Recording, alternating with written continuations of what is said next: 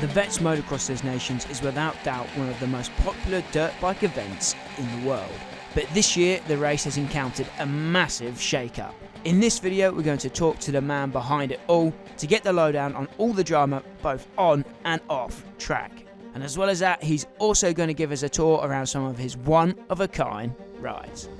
I've been to lots of motocross events, Dave, and we said it off camera earlier, but some of my favourite times filming motocross has been at your races. You've been there a long time. You've been there virtually since, well, you only missed a couple of years at the very beginning, so we go back a long way. Yeah, 2011 was our first Vets Motocross Nations at Farley Castle. Tell us just how the event started. It was your brainchild, right? Yeah, absolutely. So how did it start? I used to race twin shot racing in the late 90s, and I used to do, my passion really was going abroad and racing in Holland and Belgium and America, Germany. So I got, a lot of contacts and I made a lot of friends from all over the world. So that sort of helped in when I first started the event, but how it actually started was I had the chance to buy one of Dave Thorpe's world title winning bikes, which I did, the 89 RC500. This was in 2008. So I thought, God, how cool would it be to get Dave Thorpe back on his works bike at that event? And it happened. It spurred me on to get the bike finished, because when I bought the bike, it was basically a shell show bike. When Honda had given Dave the bikes, they'd taken out all the engine internals, all the works internals, all the suspension was empty. So I bought basically a shell of a bike, and very fortunately I'd befriended George Obey literally a few months before. It's a good friend to make that. Totally, yeah, and he was a good friend. And George had all of the missing parts of Dave's bikes at his house, and he very graciously sold me those parts. So it was him really to thank, that he was a part of the puzzle and put the bike together. And yeah, I can remember now first starting the bike up here after it been apart for so many years, and it was an RC. There's nothing that sounds quite like an RC500. And I remember Dave, when he first came to the event, Dave didn't really want to come. He did not want to come at all. And I think it was his wife, Gail, that sort of pushed him on the Sunday morning to say, look, come on, Dave, they've asked you to go, you better go.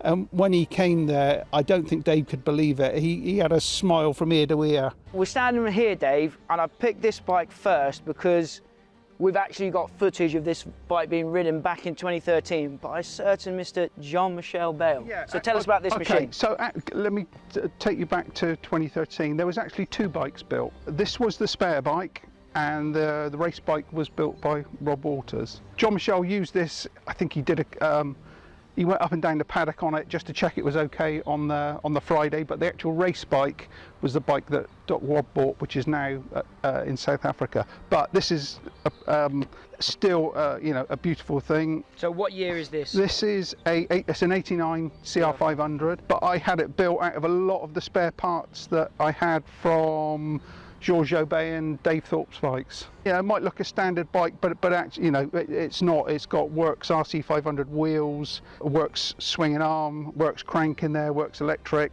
pipe, clamps, gear change. It's full of Works parts. I think the 89 is probably the pinnacle of the CR500s. It was the best looking one, especially with the tapered swinging arm. Oh, and the silencer. Now, a lot of people have tried a little story about that. That's still got the tech inspection. That's what they used to do at the GPs back in the day.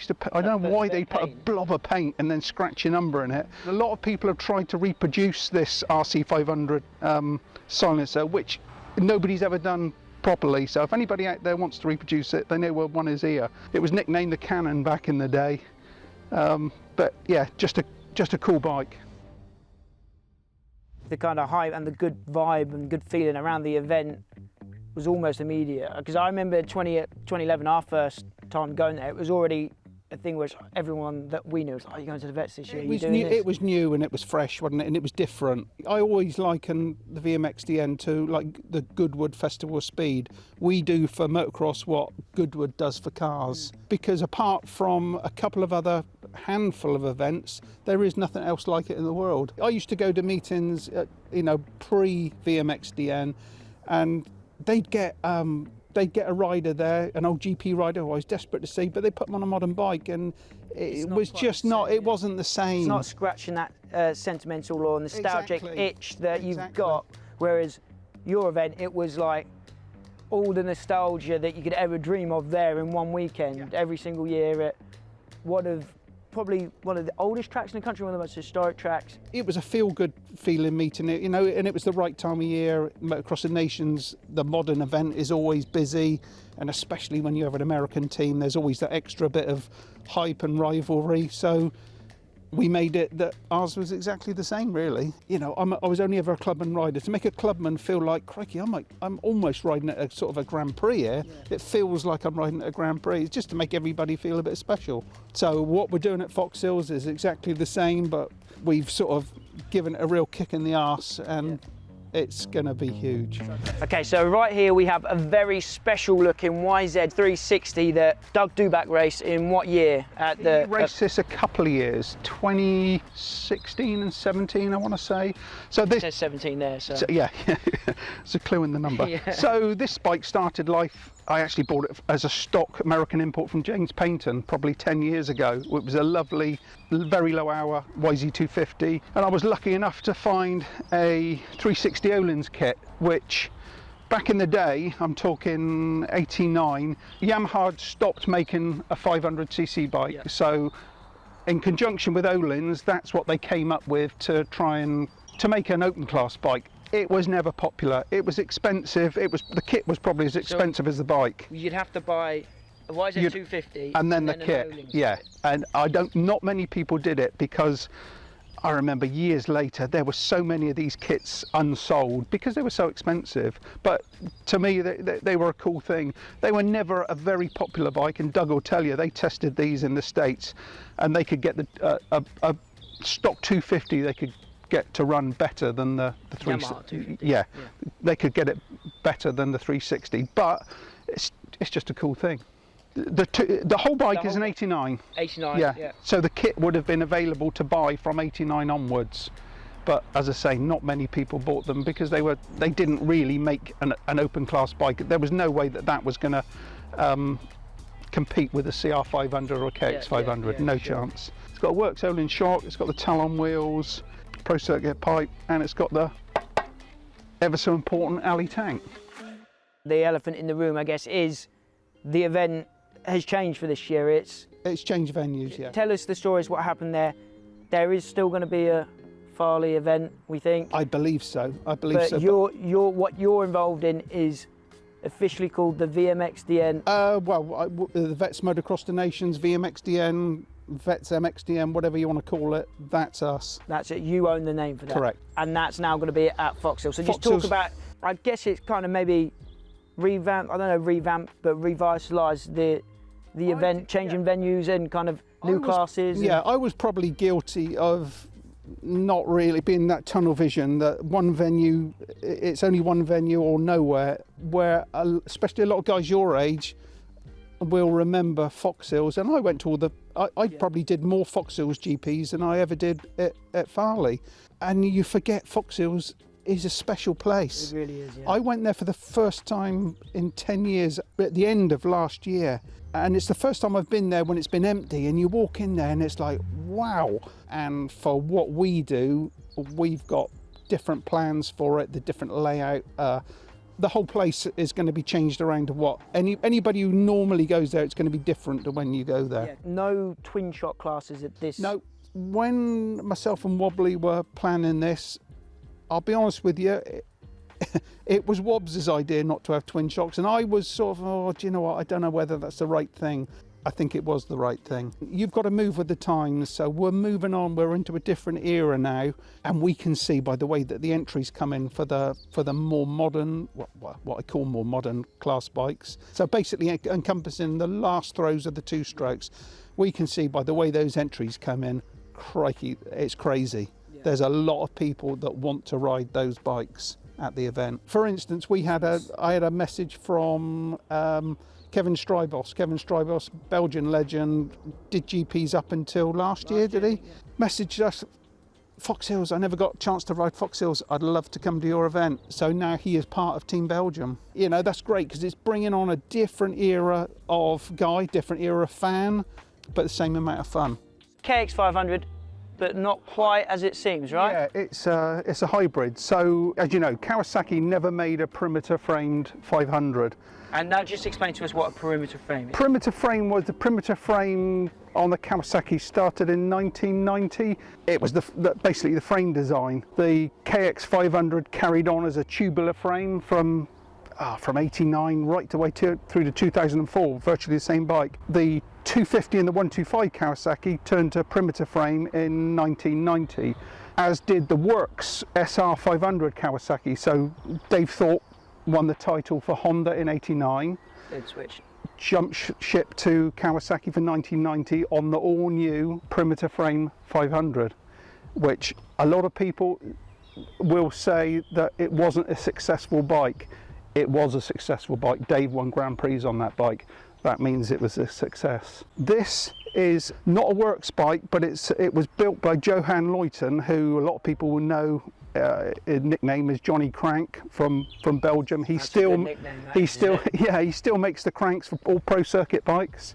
A very, very clever guy. So he built this bike. This is a Works motor in 1993 for a MotoGP rider called Sete Gibernau, a Spanish guy who used to race 500 two-strokes in the MotoGP. But this was originally built for Sete as a supermoto bike. But it came back from Spain about 10 years ago, and I put it back into motocross trim. So it's a trick old thing. The chassis is a 93 stock KX250. Subframe is a 92 KX125 subframe, which is slightly narrower and uses a narrower back mudguard. Obviously then with the Works Kawasaki 500 motor. To get that motor in, they had to modify the fuel tank, because the fuel tank is plastic and sits down and goes down low, and they had to cut a piece out at the bottom to allow the spark plug to go up through. The pipe is obviously handmade as well, because that won't fit anything else. That's Van Hasselt from Belgium, I believe. You got some big signings for this event that you'll bring along to come and race in front of the crowd. The English team for this year, we've got, of course, Tommy Searle is going to ride on the English team. He's very, very excited about. Obviously been riding some bikes that Wobb's built in. Exactly. Of course, Kurt Nickel coming back from California. I'm not sure whether Kurt's riding a 250 or 500. I suspect he's probably riding a 250. Then, of course, you got the American team. For this year, I would say it's probably the strongest it's ever been. So we've got Zach Osborne. Zach Osborne will be riding the coolest bike in the pits, I guarantee you. He's going to be on one of Carl Nunn's old Works Huskies. Ryan Villopoto. What a sight. Yeah, I know. I still can't believe it. It's crazy to think when you started the event, Ryan Villopoto hadn't even won his first Supercross championship yet in 2009. His first one was 11. Is that right? 2009 was his first 450 year. I know. Crikey, that's how long the event's been going. It's crazy. Ryan Villopoto is now qualified. So he's riding one of Doc Wobb's 2001 YZ250s. And then Mike Brown. You know, Mike Brown just shows up every year, and he smokes everybody, goes home, comes back again. He's just, Mike Brown is just no bother. He's just the ultimate professional. And he's riding an identical bike to Ryan. Not riding the event, but Ricky Johnson. Oh, Ricky Johnson, yeah. Ricky and his wife's coming over. They'll be wandering around the pits being Ricky Johnson. Yeah, being the coolest man. Yeah, he's just such a cool guy. He'll be there with his good friend Dave Thorpe. Dave and Ricky have got so much respect for each other, and I've said it before in interviews. Guys like me used to read the American magazines, and reading those magazines, they always made out there was this massive rivalry between Dave and the Americans. I can tell you, those Americans were in awe of David Thorpe. And I've heard that from the horse's mouth from all of them. They were in awe of him. So those magazines were completely 360 degrees. They gave me the wrong impression. And I think it's just awesome, because when the guys like Ricky Johnson, Johnny O'Mara, Jeff Ward, Stanton talk about our Dave Thorpe, they hold him in such high esteem. I think that's just total and utter respect. So Dave, out of all the bikes that you're showing us here today, this is probably the one I know least about. So tell us a little bit about this. It obviously looks very different than the rest of them. It's a lot older than the rest of the bikes that we've seen so far. You think it's old, but it's actually not. This is actually the one I know the most about because this is the bike I used to race. So this is got your name on it. This is a Curtis Mugen Honda. So the Curtis part of it is Brian Curtis. A lot of people who used to race BMX might remember his name. He used to make BMX frames. Before that, he actually used to make motocross bike frames. That's the Curtis part of it. The Honda part is the Honda XR 500 motor that it uses from 1979. And the Mugen part is it's got a Mugen piston, Mugen cam, and I think a Mugen clutch in it. So it's a hybrid. But I only built this in year 2000. It's a heavy old beast. It is. I lifted it onto this stand earlier. I nearly broke my back. But it's fun to ride. It is fun to ride. I really used to enjoy riding this. Again, it's a hybrid of parts. Honda XR back wheel. I think it's a CR front wheel. Fox forks, white power shocks. I think the seat is off a YZ125. The tank is off a Honda Red Rocket 79. So yes, a combination of parts, but it does work well. Feel the clutch? Jesus, that's a two-handed clutch. Bloody hell. Yeah. I thought the one on the 700 was bad. Wow. Yeah, you don't use it that way, only when you're stopped. Yeah.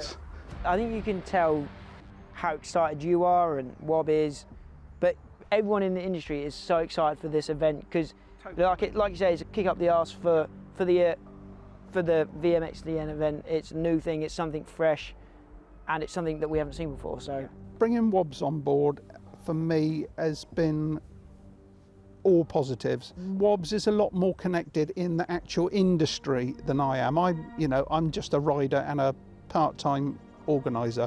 Wobbs' business is motocross. So Wobbs has brought in some fantastic sponsors with him. The amount of help we've got this year is unsurpassed. It's never been done before. Myself and Wobbs were 2/3 of the team. So our deal is pretty much the promotion and getting everybody there.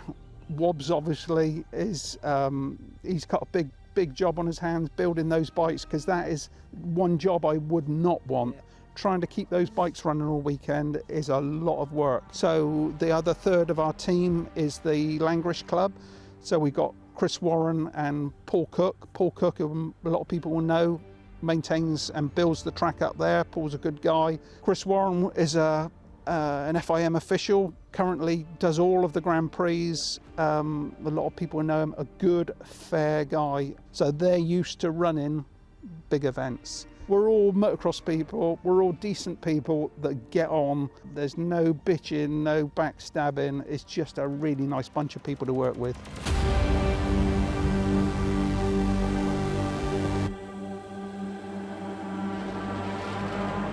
Dave, thanks for your time today. Thanks for showing us your bikes.